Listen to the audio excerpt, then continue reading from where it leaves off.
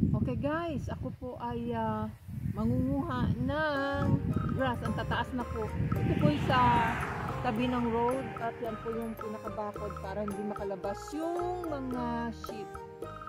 Now, I already gave them some of the grass. The two lambs that are inside, that we didn't let them be with the rest because they still have their nuts, and we're planning to ano ba yan, yung sila yung yung hindi po sila nakapon para po sila ay makapag-mate, kasi maganda po yung genes nung isang mama sheep dahil 4 po ang babies niya. So yung dalawang male lambs ay yun po yung plano namin.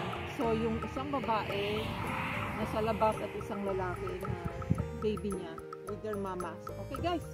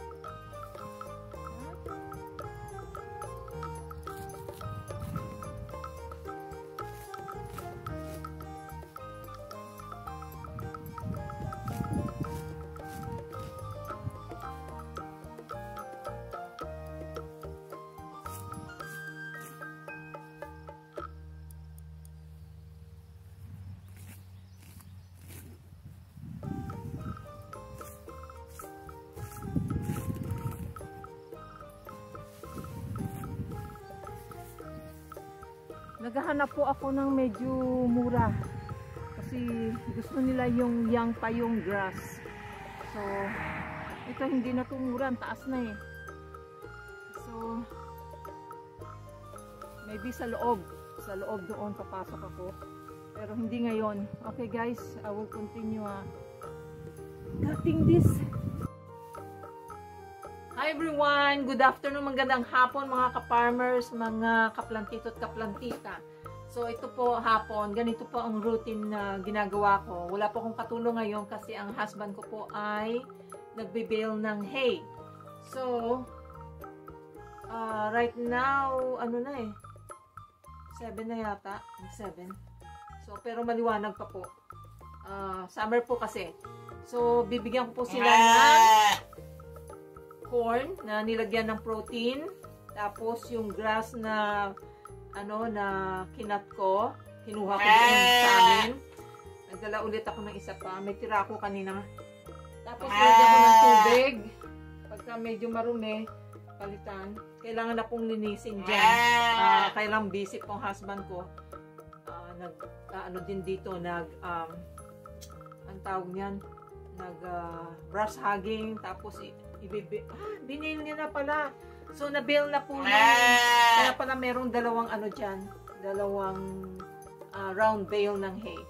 So, ilalagay ko po yung grass dito. In-insert ko. Ayaw nilang kainin pag nilapag ko eh. Tinry namin ilapag dun sa hindi yata sila nasanay. Dun sa may box, nilinis ng husband ko. Pero parang tinirahan kasi po ng mga bee. So, tapos maglalagay ako ng hay, ng dried na damo. So, okay guys, tapos yung pag wala pang na-mix na corn, magmi-mix po ako. Okay guys, tara na, ako yung magpapakain. Tapos, pagkatapos po nito, magpapakain po ako ng rams. Papalabasin ko po sila, pero kailangan ko pong bantayan. Kaya hindi ko po sila mapalabas ngayon kasi yung isa, lalo na yung isa, ini-insert niya yung ulo niya, may knockdown. Sinira niya na nga yung electric fence na yan eh. Hindi po siya naikabit kasi medyo malayo, kailangan ng extension cord, kakabit pa yung para magkaroon ng power yung removable electric fence. So, okay guys, ayan, magpapakain na ako.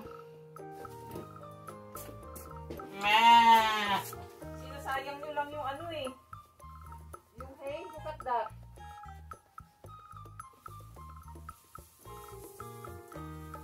Ay, hindi naabot ng tubig. Hindi to wait. Look at that. Marami pang hulog kesa sa kain eh. Oh, tingnan mo yan.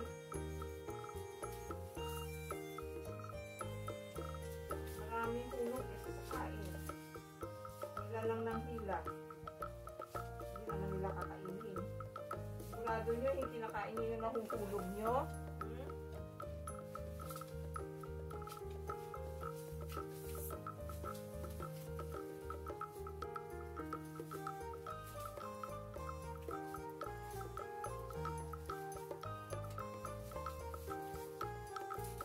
Sige, huhulog nyo na lang na ihulog. Hulog. Ako na dito. Kailangan na talagang linisan.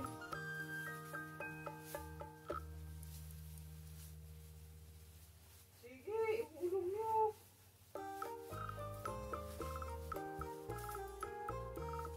Yan.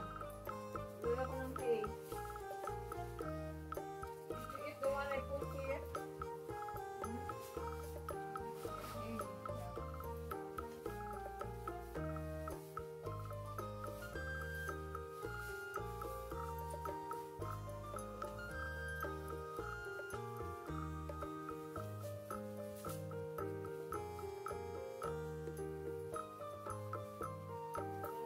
Trample down, guys. Huh? Just trample down the one I gave you this morning.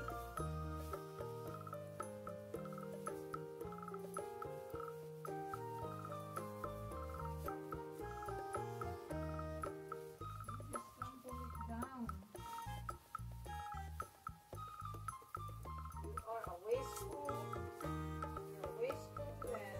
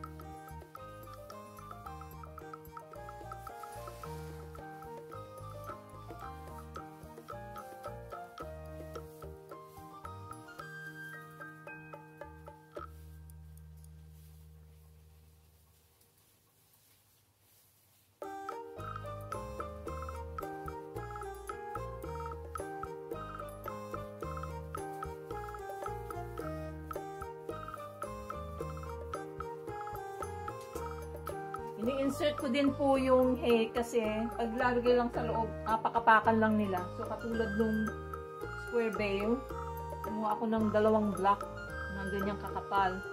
Lagay ko dun sa corner yun, nagkalat na.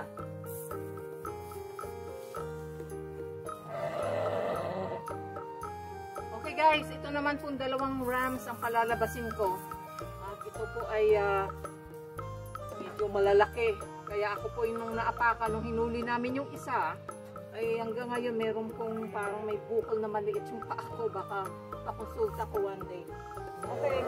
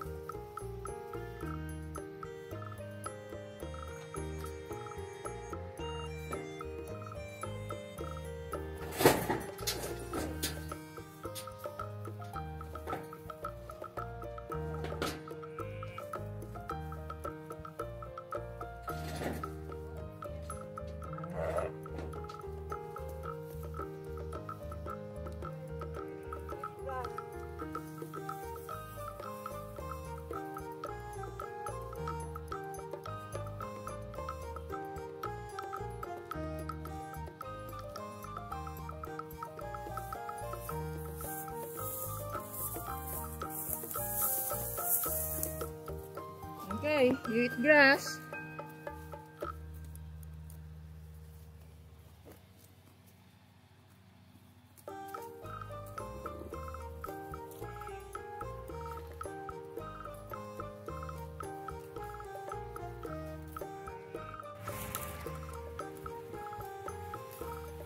Hey, why are you here on the corner? Go! Go over there! Go! Go! Shh! Shh! Go! Shh! Hey! Hey! Go! Shh! Go! Diyan sila takot sa akin. Takot sila kay Kang. Hey! Tumakulit tong isa na to eh. To, yung malitang muka.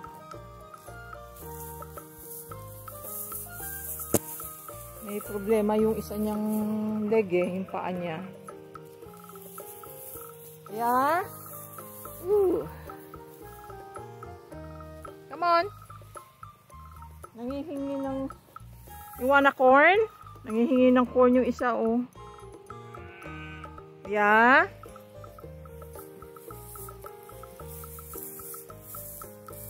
Come on. You can eat here. Sinira niya yung ano eh. Ito yung pinakamaiksi na hey. Turkey buzzard. Hey.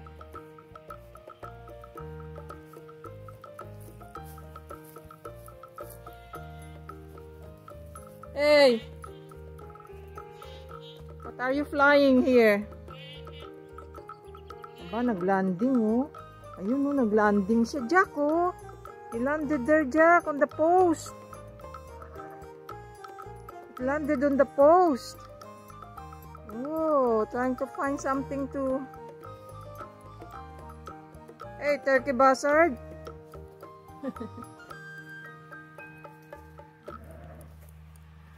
Okay, hey, why did you get inside? Come on. Come here. Come on, you eat grass. Hey, you need exercise. Come on, out. Come on, come here. Come on. I will not give you corn later. I will give you later. Come on, eat grass here. Exercise, you need to walk. Nananaba kayo niyan. You don't have exercise. Wala, namatay. Namatay yung mama sheep. Ewan ko kung buti na lang malaki na yung babies. So, nabigyan na po yan sila lahat. Pati first time din po yung mga lambs. Hindi ko po naabutan yon at hindi ko po na-film kasi Sunday po yun at hindi makasimba ang husband ko kasi meron siyang bulutong, parang bulutong tubig yung isa po. Yung shingles. So, siya lang ang gumawa dito at ako'y nagsimba. Kaya pagdating ko, mid-afternoon ay tapos na siya. So, ayan. Kailangan ko po bantayan yan. Nasira niyan nila to eh. Kaya nagalit itong husband ko sa kanila eh. Takot sila eh.